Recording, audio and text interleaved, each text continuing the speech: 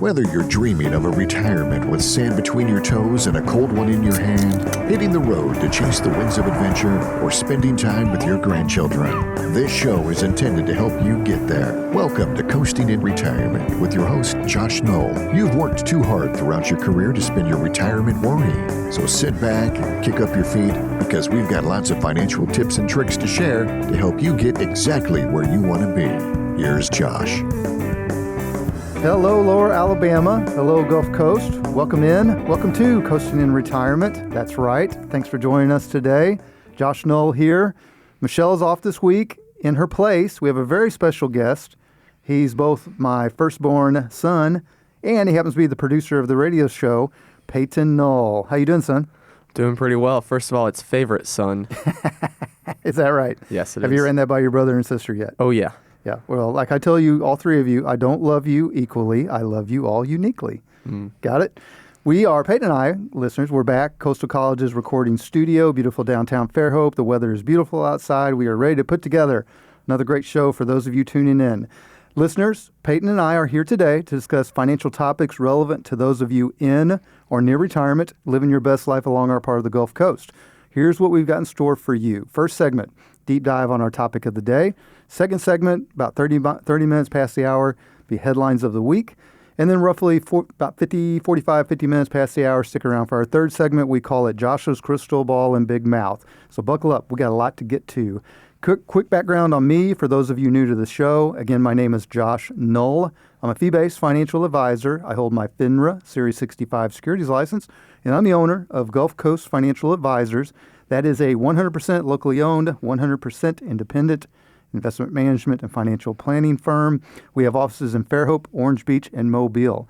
You can find more information on me and the team at Gulf Coast Financial Advisors by visiting our website, gulfcoastfa.com, or feel free to give us a call anytime, 251-327-2124. Now, if you just missed that contact info, grab a pen and pad because we will repeat it several times throughout the show. And then one more thing, Payne, before we get to our main topic. I don't know if you've heard this, but we're up for an award.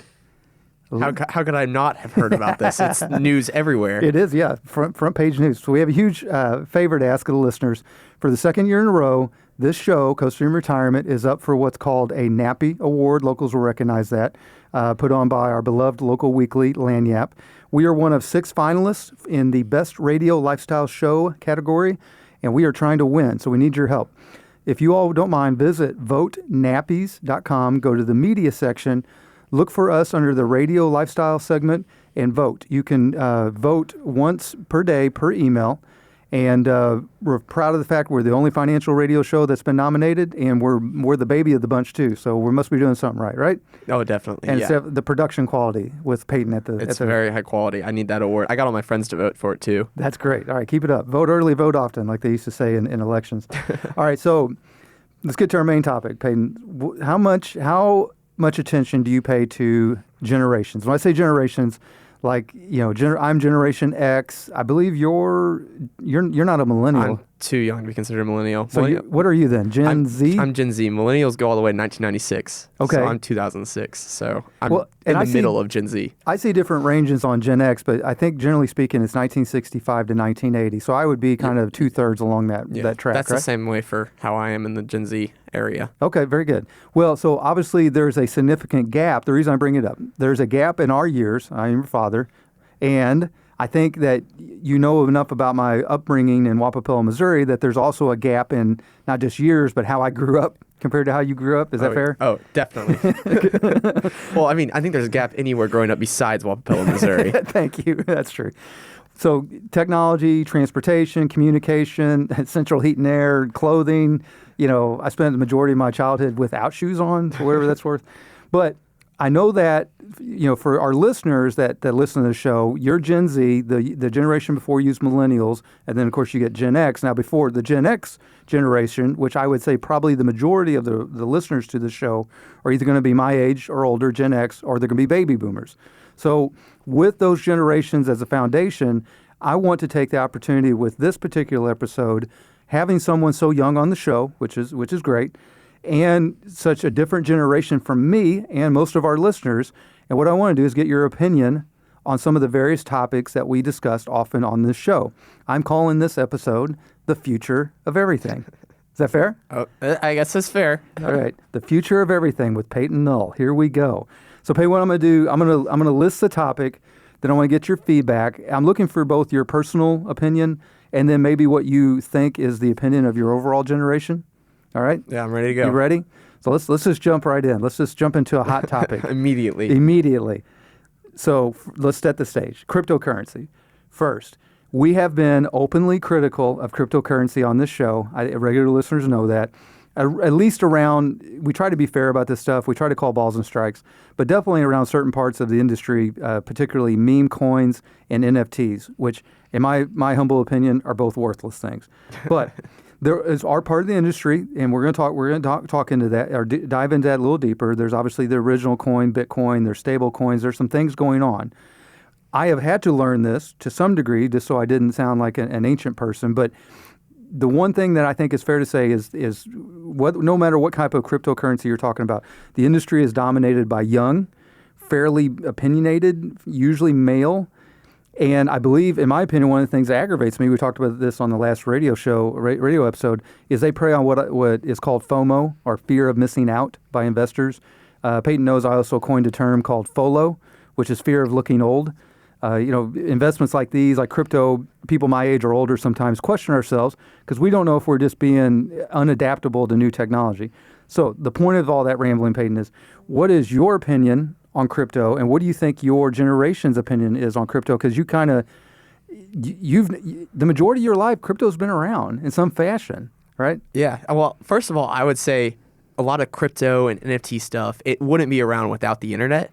And I believe we are the most malleable generation when it comes to the internet. We are the first to use it. We grew up on it. So I feel we're more trusting. I mean, you have baby boomers who trust scams and stuff like that. But I believe it applies the same logic to us because we see these people on Instagram and TikTok and we're like, oh, I can trust their word. They have some experience. They just show people are an expert in everything nowadays. They claim they're an expert in finance, so they will tell you to invest in this certain coin. They are conveyed with certain credibility that maybe my generation or older would not just automatically give them. Exactly. Okay. All right. That's a great point. I myself would never endorse crypto, but I know other people, and I know personal people I attend Auburn University. I know personal people that have a ton of crypto investments. Yes. And some of them have made it really big, which is honestly quite surprising. But I also know some that have lost so much. Right. And I know more people that have lost money on it than have won a ton of money off of it. And then NFTs explain themselves. They don't exist really much anymore. Non-fungible tokens. Yeah. It was a way to basically try to put a dollar value to a digital image. And then everybody was like, okay, so you're going to do that? I'm screenshotting it right now. 100%. Yeah. The ability to lock it. The scarcity was an issue with NFTs from the very beginning. Well, all right, so you said you know a lot of people that have made a lot of money, or you know a handful of people made a lot of money. You know the majority of them have not. So is it fair to say that, do you agree with that luck is pretty heavily involved? Oh, yeah. It's definitely luck, and it's trusting the people that back up the name of the coins. I know the Talktua, they had a meme coin, and then that crashed, and she got all the scandal and disappeared. She may be going to jail, honestly. I think she still made out with a lot of money. Right. And, I mean, of course, you got Dogecoin and stuff like that. Yes. And someone named a government agency after it, and the coins shot up. So it's I feel like it's a lot more... it's not more temperamental than a regular stock is. So it just goes up and down. Here's why, because you and I decided to talk what topics we were going to talk about, but we decided not to flesh them out because we want to have real reactions to each other. Exactly. I think that I speak for the listeners in that I'm a little bit surprised that you're not more a fan of it, and you don't think that necessarily all your friends are a fan of it. I don't think my friends fully understand what it is. Nobody I couldn't does. say anyone really understands what it is. Nobody does. I think it's a side hustle. I don't know anybody that's fully into crypto. I mean, there's a few people who say, oh man, this is the future right here. We're getting rid of cash. It's all going to be these digital currencies with no monetary backing up. Right. So I think more people have grown skeptical to it. I feel like as the years have gone by, my generation goes more and more skeptical of all these types of things. Because they continue to lose money. Yeah, exactly. Right. They continue to lose money. So I don't think it's going to be the big thing that many people have preached it to be. Well, we intentionally, listeners, stick around for segment 2 because one of our news headlines is around crypto, and we'll continue the conversation. All right, the next thing that I put into the outline, I tried to pull it because I felt like I had fear of looking old, but you said bring it in. So Yeah. when I say, this is something we talk about often on the show, when I say the word annuity, what comes to mind? I would say like safety and more of a guarantee because it's like insurance based. I am not fully entuned to annuities, and I bet you I could go to each of my friends I see today. None of them would have any idea what an annuity No, is. they would not. They would have no idea. But I feel like they will grow more popular the more volatility we see in the market, more people pushing their own things. I feel like annuities could become way more popular with our generation than anybody else before. I'll be dang. Jay Stubbs is listening and excited to hear that. So the fact of the matter is we've ran the numbers before on this show. I don't have them in front of me, Peyton, but you're right. They have grown ever more popular. Every year, particularly the last 5 or 6 years, they have broke sales records across the board. And when I say they've broken sales records, I mean like 20% increases. It's been crazy. There's a particular part of the industry that is fixed index annuities. That topic for another show, but sometimes they have a purpose, but sometimes they get oversold. But that's really interesting to hear you say that when you hear the word annuity, you're not immediately turned off, or like Michelle said first time, she said, well, isn't that what old people buy? You know, that's what her. Yeah, I'm well, like, come on. Michelle likes the real roller coasters. She loves going up and down in real life. Yeah, this is true. Very true. But investing, she likes the annuity approach, honestly. All right. Another hot topic, artificial intelligence. Now, we also have in segment 2, we've got a news article about artificial intelligence. So I don't want to step all over everything just yet. But, nor do I want to talk about AI's impact across everything, because that would be its own show and then some. I want to get your opinion on AI's impact on higher education, something you would know firsthand. And then I would just want to get your kind of guess opinion on what you think AI's impact is going to be on service-related jobs, such as mine. I'm a financial advisor. I'm a service-related job. So let's start with higher education. So AI's kind of came around and towards my last few years of high school, and it wasn't very good. You could immediately tell. And I remember I got flagged. My essay, which I never use AI to write any of my stuff, my essay got flagged, and I had to beg the professor, and he didn't believe me because the AI trackers, they don't work. So the AI itself, did you or did you not use AI? I did not use AI. But you just talked like a robot. Apparently, I talk like a robot. I think I use hyphens in my typing, and it tracks it as that. And I swore off AI never to use it. And then you get to college, and you piled on this homework or stuff that doesn't seem to really apply to what you're learning, doing quick math, stuff like that. And you look around the classroom, and you see the ChatGPT. It's everywhere. It's everywhere on everyone's computer screen. That's crazy. It's crazy. I haven't taken an English class. I don't have to, so I'm assuming people use it there. But I use that it. would probably be very heavily used. It's definitely heavily used. Yeah. I know people that would just use it to write emails. Our professors recommend to use it to put on our LinkedIn profile to write out all that type of stuff. It's just they're trying to use it for the boring tasks. And I also have had speakers come in and try to explain to us how it's going to take over everything. Right. You had one that was kind of dystopian. I had one that was really dystopian and Right. said that the works, like creative works and music and movies, it's the same thing. They just use other influences. It's the same thing as a human created. I'm like, why are we going down this road? Right. Yeah. Just because you can do something doesn't mean you should. Exactly. Jurassic Park. There you go. I feel like everybody quotes that. That's But I right. do want to add, I think a lot of people have different reactions to AI depending on their first use of it. Their first use was asking a random question and it prompted out a whole paragraph for them to use for their work. Right. They're more positively impacted to us. Well, my first impression of it was Terminator 2, and I'm immediately, no AI here. I don't trust that thing. And then we got Mission Impossible and stuff, and now AI's... Shield net. Yeah. Yeah, so... That's awesome. Now, listeners, for those of y'all that are like wondering, well, what is he even talking about with ChatGPT? If you will simply go into your search box and just Google or do a search for ChatGPT, it doesn't cost anything. You can go in there and ask a question or ask it to write you a nice paragraph on flowers. And, at the very least, I encourage you to kind of dip your toe into it. If you haven't, not to promote it, just so you have an idea of what the conversation is about, and it'll start helping you understand the overall impact. Very good. Even if you Google that, Google has Gemini. So it'll true, pop right. up even before you even get to ChatGPT. So explain that real quick, Peyton. The different major technology companies have their own version Yes. of generated AI. Google has Gemini. So now when you Google anything, the first thing you're going to see is an AI answer. And part of the time it is wrong. This is fair. Yeah, it's wrong we have to fact check those a lot. You scroll down and it immediately a real person answers and goes, this is not correct. Yeah, in fact, regular listeners will know on the last week's episode, I completely got the limits on the traditional and Roth IRA contribution limits wrong because I was quickly trying to look on my phone, and the AI-generated answer was from 2022, Yeah, it's not wrong. 2025. Yeah, it's completely wrong. So I look like a real ding-a-ling. AI has a long way to go, especially in All those right. types of areas. Well, speaking of tech, so what's your major? Finance major. Finance at Auburn. I was an economics major. In fact, I was a double major, but the economics was the important one. Back in my day, we had to do everything on paper. I actually learned how to type on a typewriter. Have you ever seen a typewriter in person? I could say no until last weekend when I was digging around for old photos, and I go, what is this really heavy briefcase? And I open it up, And it's a typewriter. It's upside down. It's a typewriter, and slams on my hand. That's awesome. Yeah, so I learned how to type on a typewriter, and I didn't have regular access to what was called, I'm not even sure we called it the internet then. The World Wide Web. I think we did. Well, I didn't have that until I went to college in 1993. We even, in our classes, we had to get permission to use a calculator for the most of our classes that involved any kind of math, because it was considered a little bit of form of cheating, right? You had to prove your work. So my question is here's our next, now that we're talking about tech, what's tech use like now in your classes? And how do you see this impacting your generation in the workplace moving forward, i.e., will any of you actually know how to prove your work like we had to be able to prove our work back in the day? So there's two methods that the teachers use nowadays. The first method is that they have made all tests paper, in person.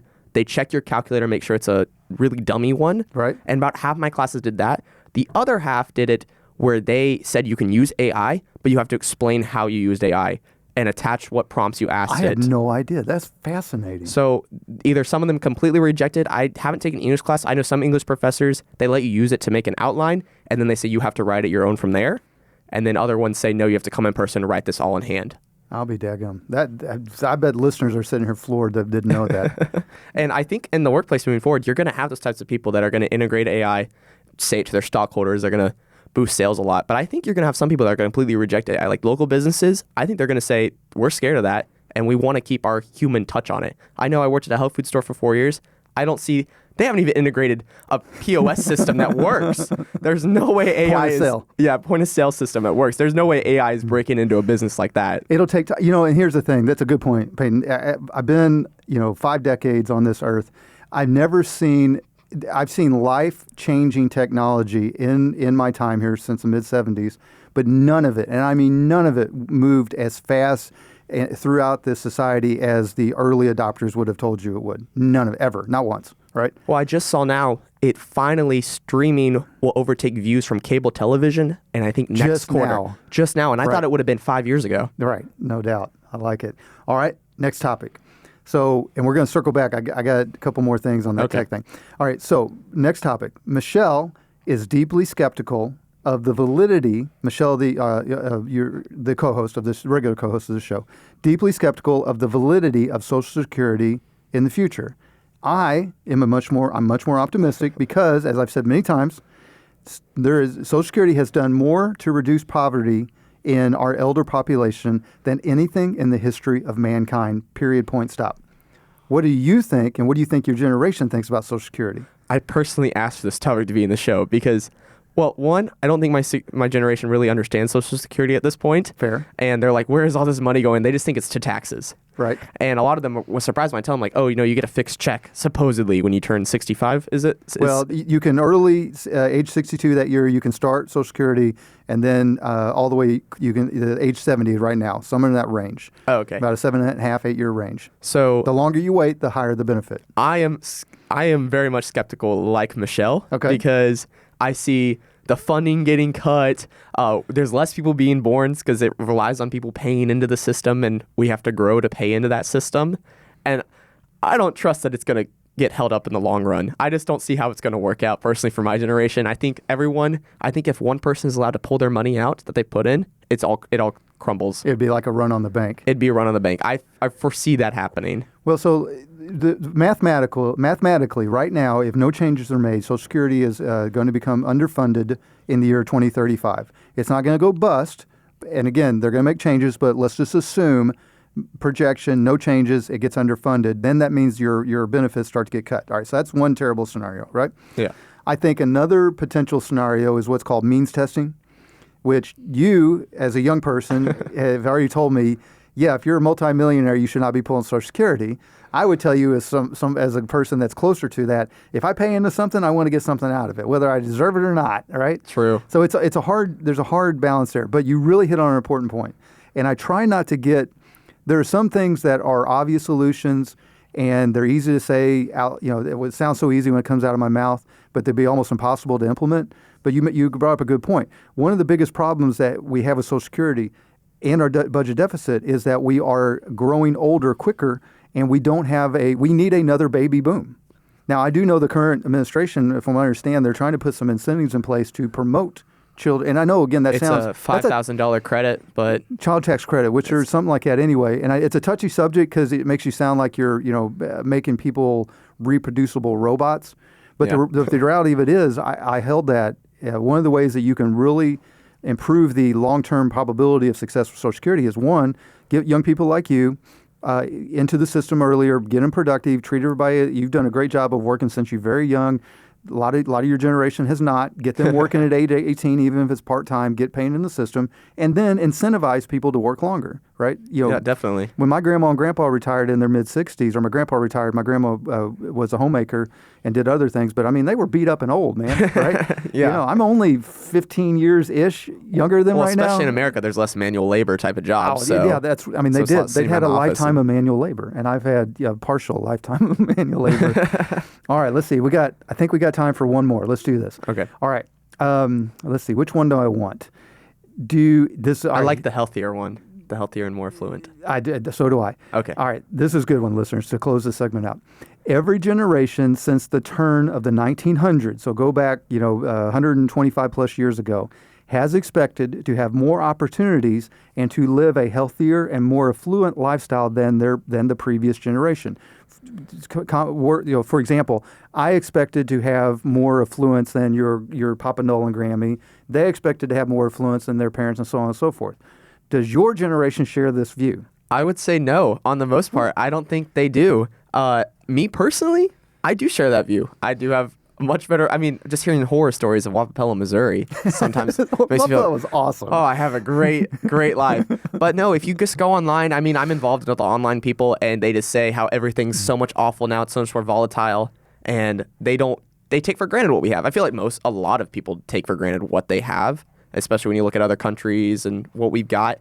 And I know a lot of my friends, we can go to the beach, and so many of us even take that for granted. And I'm pretty sure our generation doesn't take the opinion that we live a healthier lifestyle. They think, oh, there's so many chemicals in our food. Oh, there's so much stuff like this. We don't have an opportunity to go outside. And honestly, I think a lot of it is phones. A lot of people regret having the phones constantly with them. They feel like they're being bombarded with stress. Anxiety is a huge thing. And I feel like they say, oh, if I lived 30 years ago, maybe they don't think they lived a more affluent lifestyle than baby boomers, but maybe millennials or Gen X, they go, oh, I didn't have to worry about all those problems. I could live a normal, simple life. At home, I go to work, I go to church, or I go to the movies. I live an easy lifestyle. And I think a lot of people, a more focused lifestyle where it's more calm, less volatility. And I think a lot of people in our generation are jealous of that less volatile time. Well, that is great perspective for your age, man, for any age. Listeners, there's some good people shaking their head, nodding their heads right now. I got two things to say real quick before we close this segment. One, your Grammy listens to this, so when he says the horrible stories of Wappapello, I didn't mean it like that. You just mean that we worked hard. You worked hard. Yeah, I was the last of the Mohicans were a certain type of life. When I was about 12 years old in the 1987-88, everything changed, and that way of living went away, and it never came back, period. Right? And number two, this can touch a nerve for some people, but I hold that there's never been a greater time to be alive than right now. Exactly. Yep. I like that opinion too. All right, very good. Well, listeners, if you've liked what you've heard so far and you want to start the conversation about your own personal investing and retirement goals and dreams, we encourage you to reach out to us. You can call us at 251-327-2124 or find us on our website, gulfcoastfa.com. And listeners know that is his actual phone number, so your call can go through before mine does sometimes. And I answer it. He answers it. And every time we're like, oh, you're answering this. Yeah, I want to know. I can tell when a radio show lead comes in. When you go to GulfCoastFA.com, FA as in financial advisor, on the site there is a blue button in the upper right-hand corner. That gives you 3 choices of meeting with us. You can be as simple as a 15-minute introductory phone call. Be sure to include your phone number. Or you can do a 30-minute video Zoom or Google Meets. Or if you want to do in person like I prefer, you can schedule a 1 hour in person in any of our 3 office locations. That's downtown Fairhope, Orange Beach, right down the road from the wharf, or in Mobile off Dauphin Street and I-65. Either way, reach out to us. We'd love to meet you. All right, folks, coming up next, there's always a lot going on in the world, particularly the world of finance, investments, and money. Every week we scour the internet for financial articles related to our topic of the day, special articles that pertain to those of you in or near retirement. Join us after the break to hear Peyton and I discuss this week's relevant headlines in our Headlines of the Week segment. Stay tuned.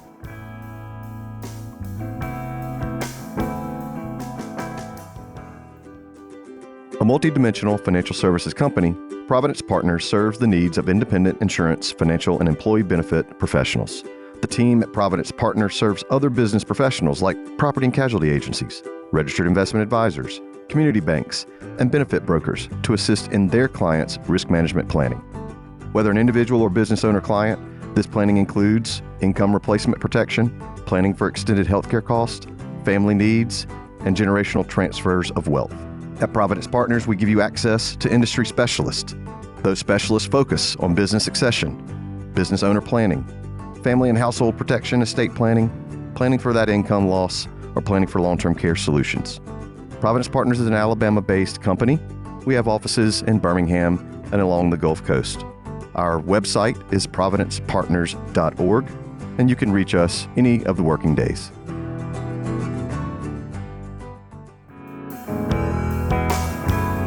Welcome back to Coasting to Retirement. Your host, Josh Null here. So as we discussed before the break, every week we scour the internet for financial articles related to our topic of the day, especially articles that pertain to those of you in or near retirement.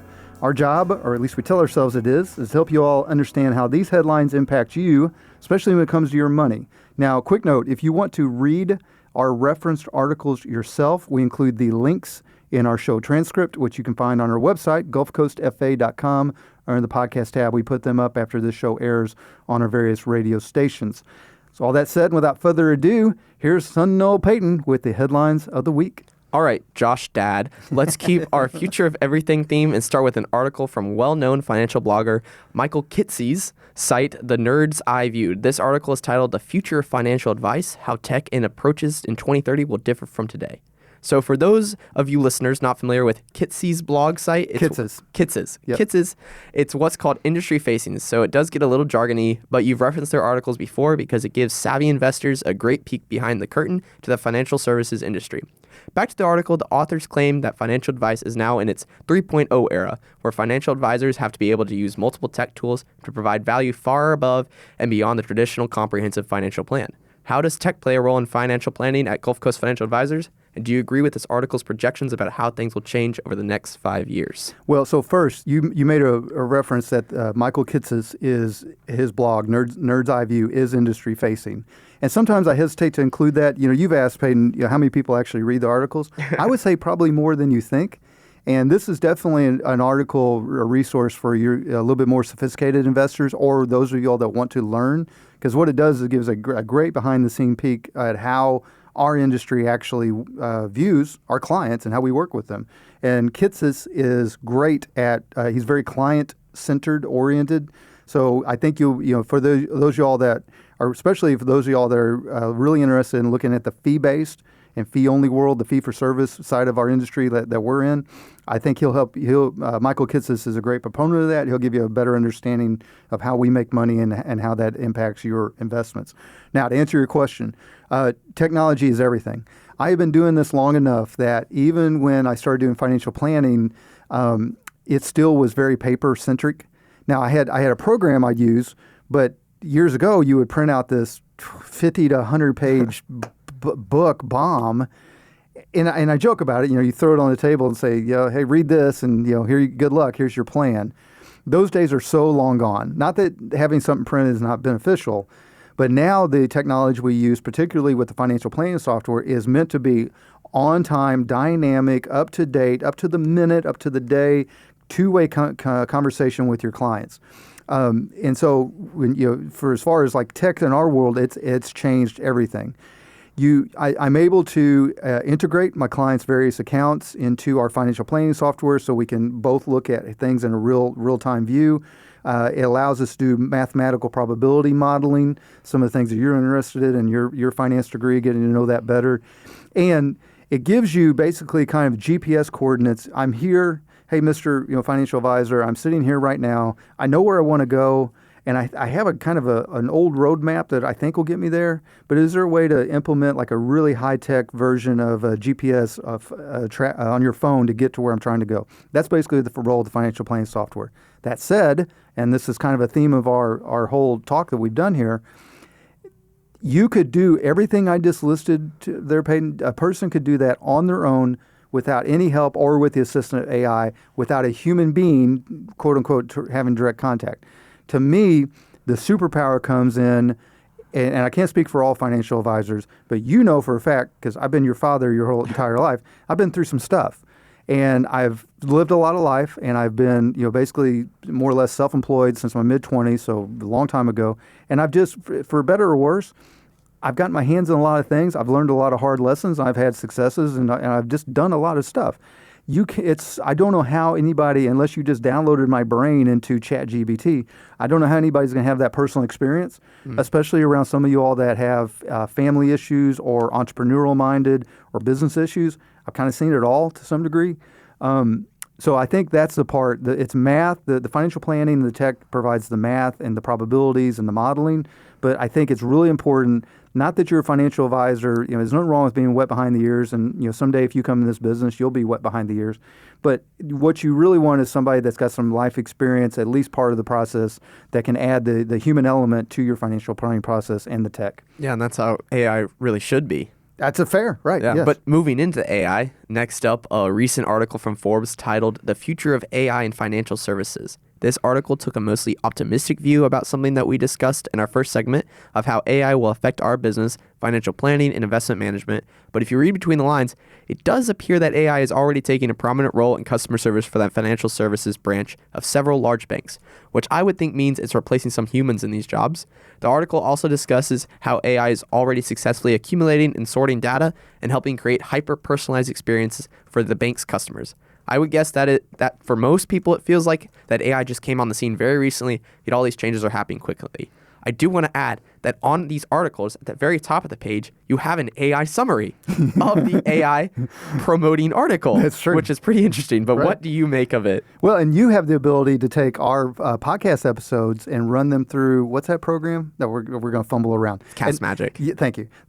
I'll fumble around. There's an AI program where you can run this through the audio, and it spits out this beautifully detailed transcript, right?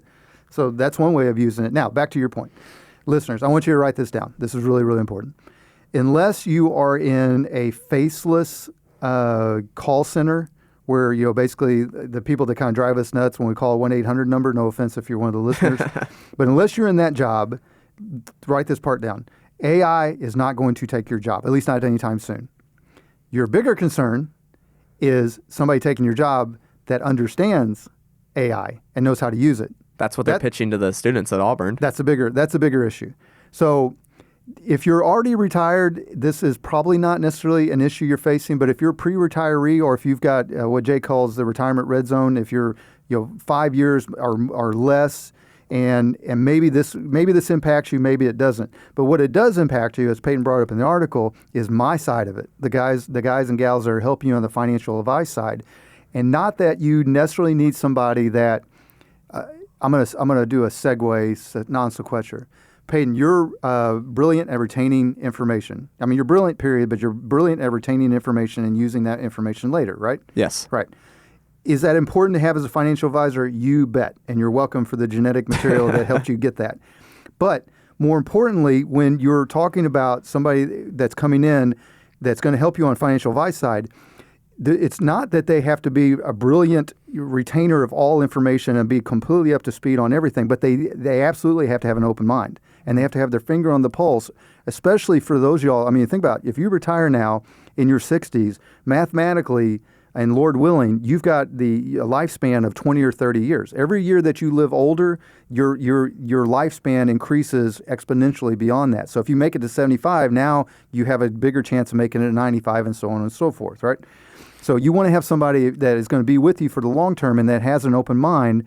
Maybe, doesn't have to be, it's not an age thing. They could be old, they could be young. I kind of skew right in the middle of all The speaker those. of the AI at our college was probably 70 years old. Isn't that He was amazing? retired. Now, he was probably a little more fearful of this stuff. No, or- he was the one who was advocating for everything. Well, let me put that a different way. He was I can't say the word. He was being an evangelical to some degree of, hey, you all better get going with this, or your lives are going to be meaningless in the. That is how Right. it was seemed pitched. Which sometimes, listen, I fall prey to that too. Like I've seen some things where I thought, oh my gosh, that's just going to change everything instantly, and it never does. I will say this in closing. I do think that as opposed to cryptocurrency, which is a lot of jazz hands, and at the end of the day is probably going to be one big gigantic waste of financial time when it's all said and done, at least for the majority of people that get into it. It's going to make a small segment of our population very, very rich. But as opposed to that, artificial intelligence is actually a real thing. And you do absolutely need to be, at least if you're not willing to jump into it fully, I understand that, but make sure that you are working with somebody, whether it's us at Gulf Coast Financial Advisors or another advisor that is at least open-minded enough about staying on top of the current tech trends and how that's going to impact your investing choices and your financial planning process. Very good. So I figured, since I am in college and probably a lot of our listeners have kids either in college about to attend, we should talk about the pros and cons of getting a college degree. I decided to pick two articles that argue different sides of the college degree debate. The first article is from CNBC and it's titled, "Should You Still Push Kids to Get a Degree? Yes, experts say there's not a better substitute for college." On the other side of the coin is an article from Inc. magazine simply titled, "Don't Send Your Kids to College." This Inc. article is relevant to our AI discussion because it argues that most service-related jobs will be lost to AI and that kids these days should learn how to build stuff like you did. Before I get your opinion, let me give you mine. So, as someone who goes to college, I feel like I might have some bias towards my answer here. That's that good self-awareness. yes, I think college is very important. I feel like it provides that backboard that you can always fall back on and just say, oh, I have a bachelor's degree. They can never take it away from They you. can never take it away. I mean, who knows where life ends up. As far as we know. As far as we know, Yes. there's no legal way to take Yeah. it from you. But if you can always fall back onto that. And I know a lot of, as the article mentioned, that a lot of people start out of college and you see them making 50 grand a year, 60 grand a year. And you're like, wow, I wish I could be doing that right now. Mm-hmm. And then you come back on 10 years later, they're making 65 grand a year, 70 grand a year. They've leveled off. They've leveled off. Right. While with a college degree, you can exponentially grow. Yes. At least that's my side of it. But I'm also not the type of person that's going to go to college and get like a music degree or something like that for a volatile industry or an art degree where I don't know how it's going to pan out. Sure. And I would have that backbreaking amount of financial stress. And I also applied for a bunch of scholarships. So I chose a college that I could go to relatively financially stable.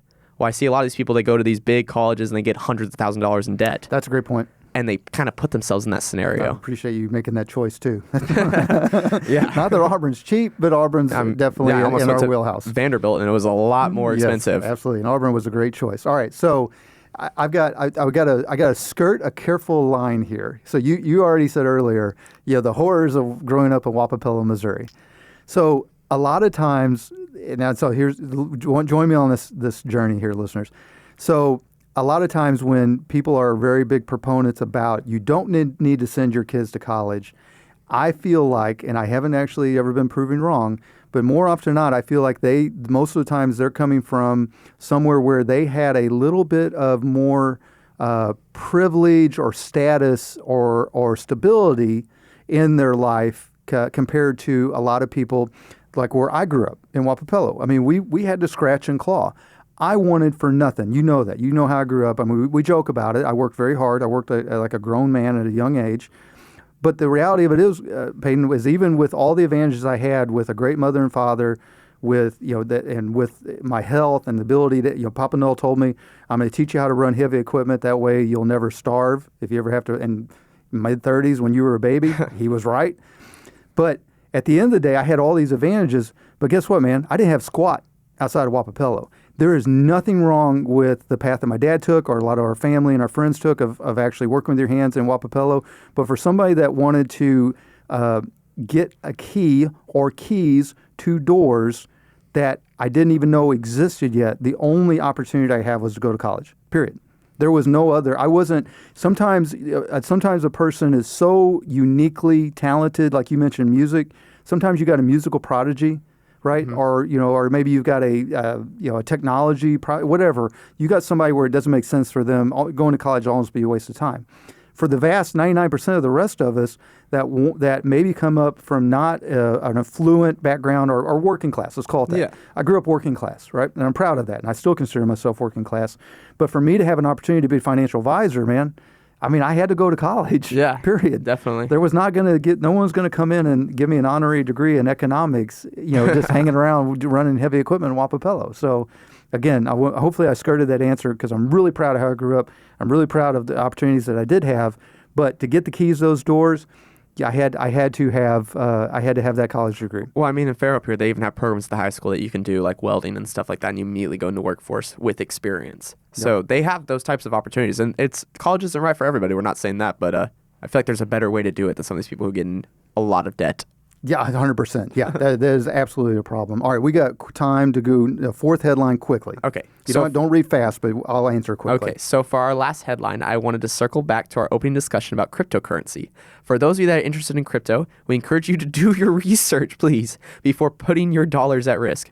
One of my dad's friends, Scott Tyndall, has an information show. Super smart guy, great attorney, by the way. He has an information show on FM Talk 106.5 called Beyond the Blockchain that, while critical at times, is generally supportive of the crypto industry. For stories about what can go wrong with investing in crypto, there's a site called Web3 is Going Great that is pretty eye-opening, pretty interesting web design. This site was created by a sophomore engineer named Molly White, who didn't seem necessarily see her career heading in this direction, but has chronicled the billions of dollars lost to crypto scams over the past several years. I think it's approaching like 25 billion. Oh my gosh. Yes. No, there's so many more people going to jail for it. Right. But the site is intentionally designed to look like something out of the 80s, but the stories are never ending and sadly document a new crypto scam almost every day. So, Dad, what's your final word on folks interested in investing in crypto, even with all this bad news out there? So, as Jay Stubbs will tell you, we have to be very careful about coming across as huge. Even if personally I felt like crypto was great, I'd have to be very careful because it is still, by anybody's definition, even including the most people that are really into it, it's still a risky asset class. And I would even argue, is it really an asset class? But that's a conversation for another day. I think that if you are going to invest in it, in my opinion, because it is a zero-sum game, it is what is called the greater fool theory of investing. Do you know what that means, son? Not really. That means if you want to sell the product, sell the thing that you bought for more than you paid for it, you need to find a greater fool greater than you to pay you more than you paid. Because So there's a pyramid scheme? not necessarily, because they're still going back and forth, and it's not central. It's not, pyramid usually has a handful. Well, maybe, I mean, you could argue it to some degree. But similar in scammy techniques. But the point being is, even, I know blockchain technology, there's an argument to be made that it's coming on and it's going to do a lot of things. And I've always said that both things could be true about the blockchain technology. It could be both life-changing, technology-changing, and it could be the next version of the Excel spreadsheet, where it absolutely changed how small businesses operated in the 1980s, and nowadays it's just a utility. Both those things could be true. But the point, to answer your question, if you are going to invest in crypto, either do a small amount, think of it the money that you are willing to go to the casino and lose, or particularly for those of y'all that really are going to do that 5 to 10% of your investment portfolio into crypto, you need to read you need to do research, including this website, which will open your eyes. It's called Web3 is Going Great. Web3 is what crypto calls their new version of the web, of the internet. Oh, and never go on Forbes 30 under 30. And if you see their name on there, maybe stay away. That's got a terrible track record. That's great. 'Cause a lot of them made their money in Half crypto. of them are crypto scams. I know. They're all in jail. Oh, man. All right. Well, listeners, I hope you enjoyed learning something from our recent headlines. All of it matters to your money. Speaking of money, if you'd like to start the conversation with us about your investments and retirement planning, you can give us a call, 251-327-2124, or find us on our website, gulfcoastfa.com. FA is a financial advisor. On the site, upper right-hand corner, there is a blue button. Click it. It goes on my calendar. You can do a 15-minute introductory phone call. You can do a 30-minute video call, Zoom, or Google Meets, or you can do a 1-hour, my preference. Let's meet in person, feel each other out. 1-hour in-person meeting in any of our 3 office locations. That would be downtown Fairhope, Orange Beach, or Mobile off Dolphin Street and I-65. Just reach out to us. All right, folks, coming up next, Josh's crystal ball and big mouth. What have been some of my predictions? Have I been right? Was I ever wrong? How wrong? I do like to make predictions, don't I, Peyton? That's not You just... do like making predictions with anything in life. Watch basketball with him. That's right. Oh, that's in. That's good. What I think is going to affect investors in the near future or maybe the distant future. We talk about all these things, poke a little fun at my big mouth. Stay tuned.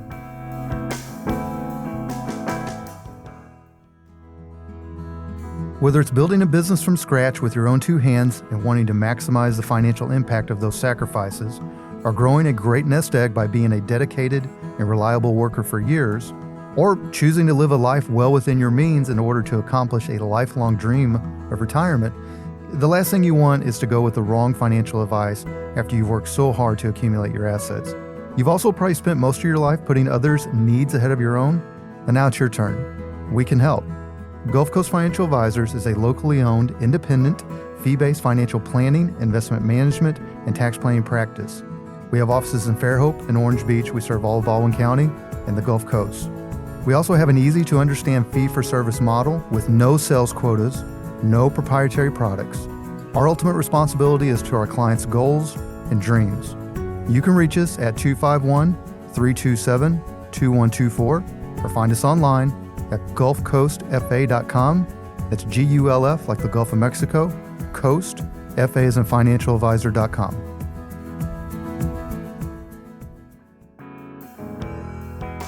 Welcome back. Your host, Josh Null here, alongside co-host Peyton Null, son Null. So I'm opinionated. I have strong opinions at times. I hold out that a radio show host that isn't opinionated would be very, very boring to listen to. And I'm paid in my profession to offer professional guidance and opinions to my clients.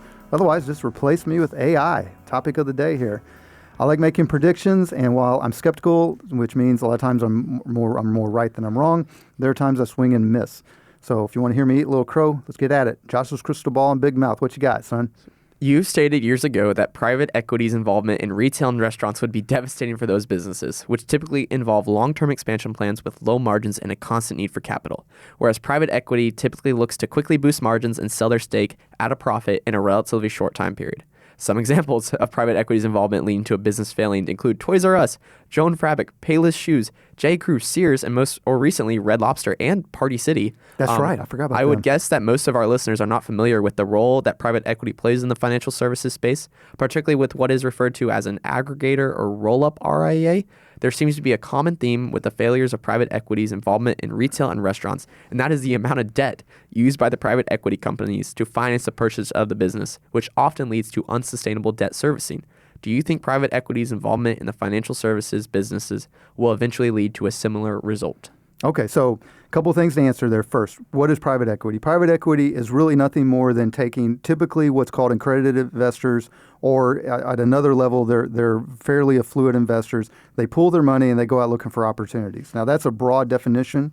Some private equity firms are going to look for startup firms that are at their very baby stage and they're shooting for the moon, and they're going to have a lower success rate, but the ones they hit on, i.e. the next Amazon or Google, is going to be huge. Some of them look for more mature businesses. Some of them look for recurring cash flow.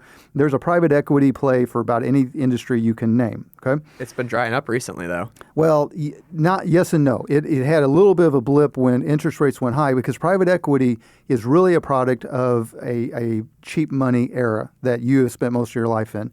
Because private equity, as you mentioned, often relies on debt to do these deals. That's what a lot of people don't understand. And then I'm going to circle back to answer your question about my business. But the problem is that the issue a lot of times is they will use debt to buy these companies. Then they will take that debt and place it on the corporate balance sheet of these companies. It's a very simplified explanation here. And in doing so, what that does is the company pays them back, right? So now they've bought the company more or less for nothing. Exactly. Well, that works great as long as the company's cash flow and growing. But when it's not, i.e. Red Lobster or Party City, then that debt load becomes unsustainable. And these things a lot of times go into bankruptcy, which is what you've seen a lot of in restaurants and retail. Now, pivoting to our business, you mentioned a roll-up or aggregator RIA, which is 100% take us into Nerdville. But what that means is in generally and quickly in our world, There are the large companies everybody's heard of, Morgan Stanley, Merrill Lynch, Edward Jones, so on and so forth.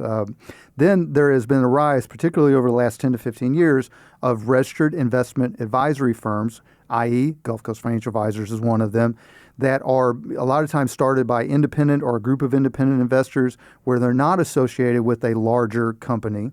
And some of them start, like mine. I started from scratch. Some of them come together. They form an RA with guys, with men and women with books of business. Either way, a lot of them go to the next level because they want to compete at scale. They start buying other practices. They come in and buy guys like me, or guys and gals like me. To do that, just like we talked earlier, they need capital. So enter private equity. Do I think it's an issue in our business? It's hard to say because our business, unlike retail and restaurants, is not a typically is not a heavy debt-laden industry. We have pretty good margins, but I do know that a lot of RIAs have taken on significant contributions and debt to these to these private equity firms, and the story has not been yet written. My thing is, Peyton, so I got to make a prediction. That's the point of this segment. I think that chickens are going to come home to roost in 5 to 10 years because there's anytime something, again, call me skeptical, but when things get really, really frothy and in the aggregator roll-up RIA space in regards to private equity, things are very, very frothy. Usually people overplay their hand, and that's my concern. I have no intention of ever taking it. So sorry, private equity guy listening. I'm maybe not on your radar yet, but we will be because we're coming strong. All right, very good. Well, listeners, I hope you enjoyed a little peek into how we form our opinions and make predictions. We invite you one last time, if you'd like to have a no pressure, no obligation conversation about your investing goals and dreams, give us a call, 251-327-2124, or go to the website, gulfcoastfa.com. Click the blue button in the upper right-hand corner, put something on our calendar, any of our 3 office locations.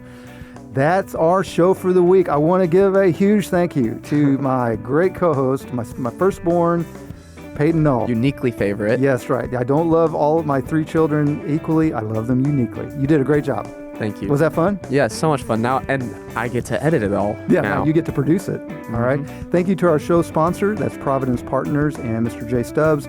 Thank you to our 2 awesome radio stations, that's FM Talk 106.5 out of Mobile and WHEP 92.5 FM out of Foley. Many thanks to the provider of our show music, that is local band Sloth Racer. Huge thank you. Obviously, you just heard his voice again, show producer. That's my son, Peyton Null. Very proud of you. Proud of all my kids. And as always, my sincere appreciation for all of you out there that have been listening and joining us on this journey. We'd love to be a part of your journey as well. Also, one last thing. Remember, votenappies.com, Best Lifestyle Show. Till we talk again, have a wonderful and productive week. This has been Coasting in Retirement with Josh Null.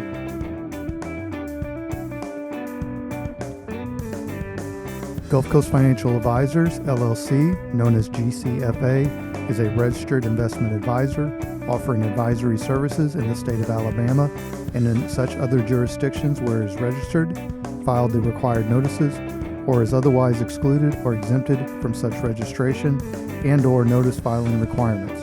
Registration does not indicate or imply that GCFA has attained a particular level of skill or ability, nor does it constitute an endorsement of the firm by the Securities and Exchange Commission, the SEC, or any other state securities regulator.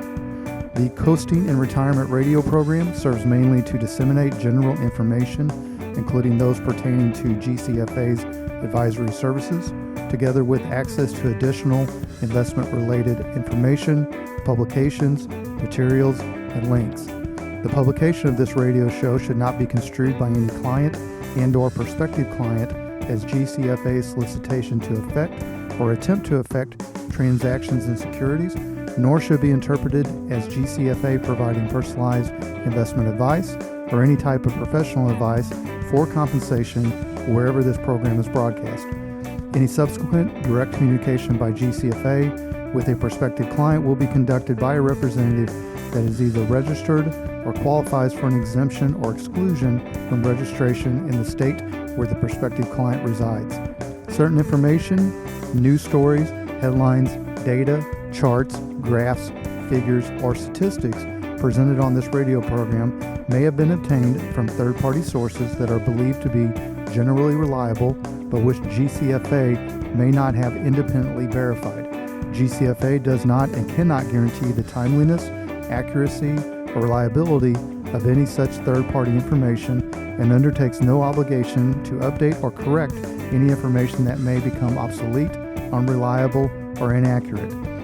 This radio program also contains the opinions, views, and perspectives expressed by Josh Knoll and any other GCFA representative, which are solely their own and do not necessarily reflect the opinions, views, or perspectives of GCFA as a firm. Such personal views and opinions should not be construed as endorsements or professional advice from GCFA.